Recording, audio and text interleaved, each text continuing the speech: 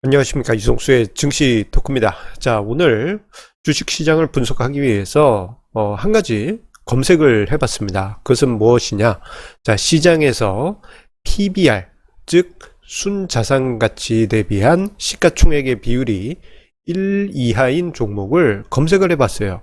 자, 이 의미는 주가가 회사의 자산가치보다 낮은 그러한 종목들이라고 할 수 있는데, 그 종목을 검색해 봤더니 엄청난 종목 수가 나왔습니다. 깜짝 놀랐어요. 어머, 이렇게 많았나 싶을 정도로 엄청난 수가 나왔습니다. 자, 이러한 모습 생각해 보면 2년여의 주식시장 조종장 기간 동안에 기타 종목들, 주력 종목들, 대형주들을 빼고 중소형주들이 소외가 계속 이어지다 보니 지금 이러한 상황까지 이르게 됐는데요. 자, 그렇게 해서 자산가치 대비해서 주가가 낮은 종목수의 비율이 2000년 초 수준까지 근접했습니다. 이것은 엄청난 의미를 담고 있기에 오늘 증시 토크 주제로 준비를 했습니다. 자, 본문으로 들어가기에 앞서서 우리가 개념을 하나 정의를 내리고 들어가도록 하겠습니다. 자, 우리가 기업 사냥꾼이 되었다라고 생각을 하겠습니다. 이 작전 세력 이런 개념보다도요, 회사, 시장에서 저평가된 종목을 M&A나 또는 지분을 확보해서 그렇게 해서 그 회사를 어떤 기업을 다시 리밸런싱 한다든가 리모델링 한다든가 해가지고 키운 다음에 비싸게 팔거나 혹은 잘게 썰어서 회사를 매각하거나 이런 방식으로 해서 수익을 내는 것이 바로 기업 사냥꾼입니다.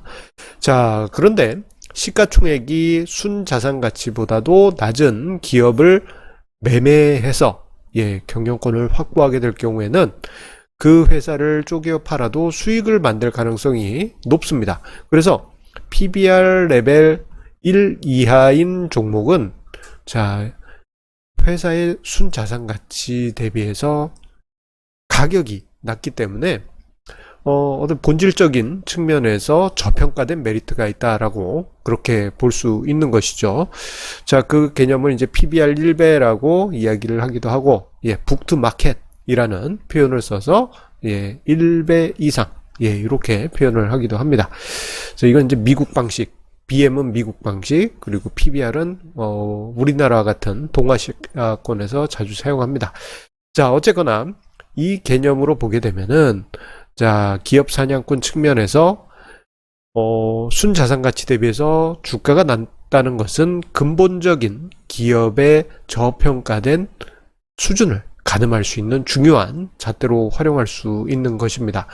자, 그런데요, 앞서 언급드린 대로 최근에 이 PBR 레벨 1 이하인 종목이 최근 급증세에 있습니다. 자, 2018년 이후에서 증시가 약세장이었던 것도 원인이지만 대형주를 빼고는 더 큰 하락폭을 보였던 중소형주들이 워낙 많다 보니까 자, PBR 레벨 1 이하인 종목이 크게 늘어났습니다. 심지어는 대형주 중에서 쇠붙이 관련한 종목, 쇠붙이 관련한 종목 중에 0.2, 0.1 이렇게까지 내려간 종목들도 은근히 많을 정도예요. 자, 어느 정도로 나오느냐? 제가 오늘 한번 검색을 해봤더니 자, PBR 1 이하인 종목 수가 950 종목이 검색이 됐습니다. 945 종목? 엄청난 수예요. 총 주식수, 상장된 기업수 2000여 기업 감안한다면은 거의 절반 수준입니다. 자, 그런데 이 수준은요, 과거 2004년 말에 1400개 종목 중에서 730여 개 종목이 PBR 1 이하였던 상황하고 매우 비슷한 상황입니다. 자, 제가 종종 2004년 당시 정말 저평가된 종목이 많았습니다 라고 이야기를 드리곤 했는데 요즘 그러한 분위기예요. 특히나 최근에 시장에 그리고 우리 경제에 부담이 되는 이슈가 터지면서 특히나 더 많이 늘어난 것이 현실입니다.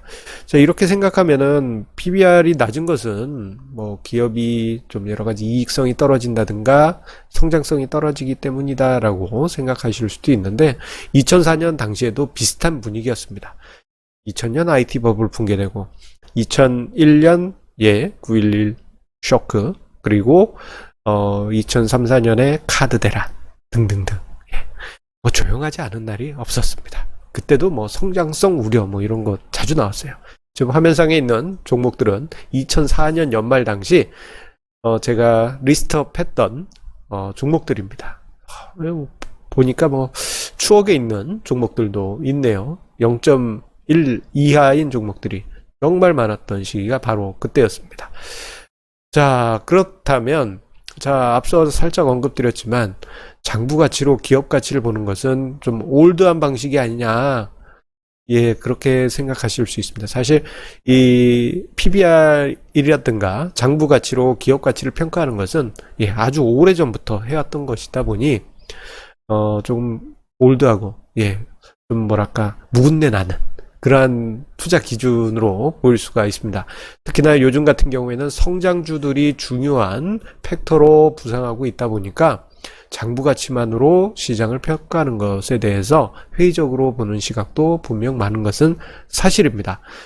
그런데요, 기업의 가치가 PBR 레벨 측면에서 봤을 때 과도하게 낮아진 경우에는 오히려 저평가된 구간으로 들어갔다라고 우리가 볼 수 있습니다. 물론 PBR 레벨이 낮다는 것은 이익률이 낮거나 성장성이 낮긴 하지만 이 모든 것을 감안해도 너무 낮게 PBR 레벨을 형성하는 종목들이 분명히 있습니다.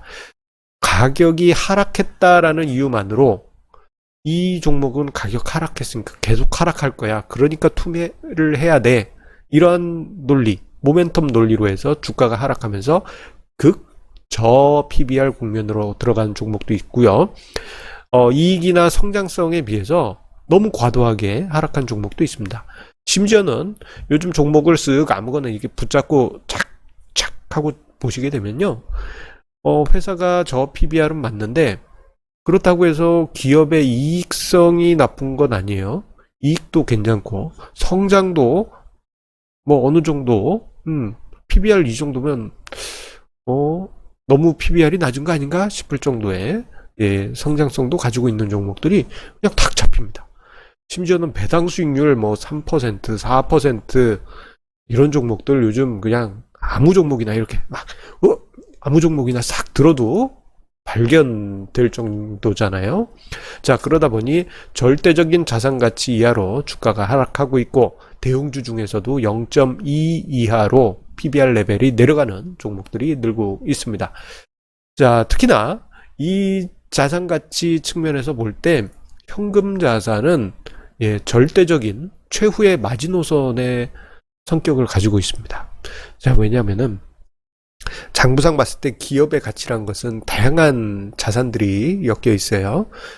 현금 및 현금 등가물도 있고 재고 자산도 있고 그리고 매출 채권도 있고 어디에 유가증권 투자한 것도 있고 등등등 다양하게 있습니다만, 자, 주가가 하락해서 시가총액이 현금 가치 수준까지 내려가게 될 경우에는 자, 그 부분에서 주가가 브레이크 걸리는 그러한 경향이 있습니다. 단 조건이 재무구조가 뛰어나야 돼요. 부채 비율이 워낙 높은 경우에는 현금성 자산은 빚 갚아야 되는 돈이다라고 해석될 수 있기 때문입니다. 자, 그래서 재무구조가 괜찮은데 시가총액이 쭉 하락하다가 이 회사는 현금이 몇천억이야. 이 정도 수준까지 시가총액이 딱 들어오게 되면 브레이크가 걸리게 돼요. 왜 이런 브레이크가 걸리게 되냐? 자, 우리가 현실적인 관점에서 볼게요. 자, 이 회사를 인수한다면 내가 인수한 금액만큼 현금이 생기네? 이렇게 생각이 될 수 있죠. 그리고 그 돈 가지고 내가 다른 회사를 또 인수할 수 있고, 그리고 또는 그 돈 가지고 배당을 받아서 투자금을 회수할 수도 있습니다. 대표적인 사례가 2000년 초반에 서울증권에서 발생했던 이건 초고배당. 자, 조지 소로스가 1999년에 서울증권을 인수한 다음에 쭉 가지고 있다가 2004년인가요? 그때 초고배당을 해서 이 증권가의 이 파문급의 큰 이슈로 터지기도 했습니다. 자, 그만큼 기업이 현금을 가지고 있고 그 현금 수준까지 시가총액이 낮아질 경우에는 단단한 콘크리트와 같은 바닥이 만들어질 수가 있습니다. 자, 그 대표적인 사례가 2000년 IT 버블 당시, IT 버블이 붕괴되던 당시 새로운 기술입니다. 자, 새로운 기술. 20년 전 이야기네요. 저도 올드한 아저씨 된 것 같습니다. 자, 그래도 우리 증시 역사에서, 유사일의 사례를 찾아보기 어려운, 엄청난 버블이었던 역사였기 때문에 여러분들도 상식적으로, 꼭 알아두실 필요가 있습니다. 자, 새로운 기술이 2000년 IT 버블이 붕괴될 때, 이게 대장주였어요. 대장주다 보니까, 쭉쭉쭉쭉쭉 하락하면서도 그래도 사람들의 관심은 계속 있었어요. 저도 새로운 기술은 없었습니다만 계속 관심 있게 지켜봤죠. 그런데 이 새로운 기술의 주가가 특정 영역에 도달하는 순간부터 어떤 이야기가 나오느냐? 새로운 기술이 99년에 유상증자를 해서 시가총액이 현금성 자산이 거의 3천억에 이른다. 그런 이야기가 사람들 사이에서 회자됐습니다. 그 순간 그 부근에서 바닥이 잡히고 그 다음에 주가가 단숨에 3배, 4배 상승했어요. 이러한 힘이 바로 현금성 자산에 있는 것입니다. 물론 새로운 기술 같은 경우에는 이후에 현금을 쭉 녹여먹었기 때문에 주가가 쭉 하락했지만 지금 상장되어 있는 기업 중에 현금이나 현금성 자산과 같은 튼튼한 절대적인 자산 가치가 있고 시가총액이 그 정도 부분까지 왔고 그리고 이 회사를 봤는데 뭐 적자라든가 이런 건 심각하게 발생하지 않는 기업인데 시가총액이 그 정도까지 내려왔다 할 경우에는 뭐 수는 많지 않더라도 우리가 관심 있게 봐야 될 종목이 될 수 있는 것입니다. 자, 관련해서 워런 버핏의 스승이죠. 벤자민 그레이엄이 이런 이야기를 했습니다. 넷넷 주식이라고 해가지고요. 순유동 자산을 가지고 시가총액과 비교해서 종목을 고르는 방법을 이야기를 했습니다. 현금이나 현금성 자산하고 당좌 자산, 뭐 매출 채권이나 이런 1년 내에 현금화 가능한 당좌 자산, 그것의 합을 총 부채로 뺐을 때 그 가치를 순유동자산이라고 정의를 하고 그 순유동자산과 시가총액을 비교를 하라고 벤자민 그레이엄이 얘기를 했고 그리고 최근에 일본의 주식 부자들이란 책에서도 이러한 종목군들이 자주 언급이 되고 있습니다. 투자 방법이 언급이 되고 있어요. 정확하게는 순유동자산의 3분의 2 수준 이하인 종목을 골라라라고 그렇게 언급을 하고는 있습니다만, 좀 발굴하기는 좀 어려운 수준이긴 합니다. 자, 그런데, 기업 가치가 시가총액이 쭉 내려오다 보니 그 기업 가치보다도 밑으로 내려온 종목들이 크게 늘어나고 있어요. 자, 2019년 9월에 한국경제신문에 있었던 뉴스 자료를 보게 되면요. 시가총액이 순자산보다 낮아진 종목들이 급증하고 있다라는 취지의 기사인데, 그때 당시 순유동자산보다도 낮아진 기업의 숫자가 151개에 이르렀다라고 합니다. 현재는 그 이상이겠죠. 자, 이러한 종목들 뭐 다양하게 있을 겁니다. 그런데 딱 펼쳐보면은 주가가 그냥 슉 하락하고 있다는 이유로 계속 버림받고 있는 종목들이 대부분일 것입니다. 자, 생각해보면 한국 증시 자체가 워낙 저평가되어 있는 상황이다 보니 그들 종목들도 버려진 그런 상황이에요. 예전 같으면은 한 2010년대 2015년 사이 이런 상황 같으면은 이게 종목들이 순환하면서 저평가된 종목이 있다 그러면 바로바로 튀어갔는데 요즘은 이게 쏠림 현상이 너무 강합니다. 대형주만 가는 상황이 반복되고 있지만 그러다 보니 좋은 종목들 시가총액이 자산가치에 현격하게 미달된 정말 알곡과 같은 종목들이 버려진 체리처럼 체리 과수원에 버려져 있습니다. 자, 그 체리들을 체리 피킹 하느냐, 아니면 그냥 뭐 저런 게 있구나 하고 버리느냐는 투자자의 투자간에 있을 수 있겠지만, 한번 시장 전체적으로 볼 때 생각해 봐야 될 대목은 아닌가, 이렇게 생각이 됩니다. 자, 항상 우리 애청자님의 구독, 좋아요, 공유해 주시는 마음 감사드립니다. 한 가지 이야기를 드리겠습니다. 최근에 개인 투자자의 매수세가 매우 공격적입니다. 개인 투자자의 매수세가 매우 공격적이에요. 자, 이 부분 관련해 가지고 저희 세미나에서 다루어 드릴 예정입니다. 세 번째 주제를 3개 가지고 제가 세미나를 하는데요. 세 번째 주제에 개인이 왜 이렇게 매수를 할까라는 취지로 자료를 준비했습니다.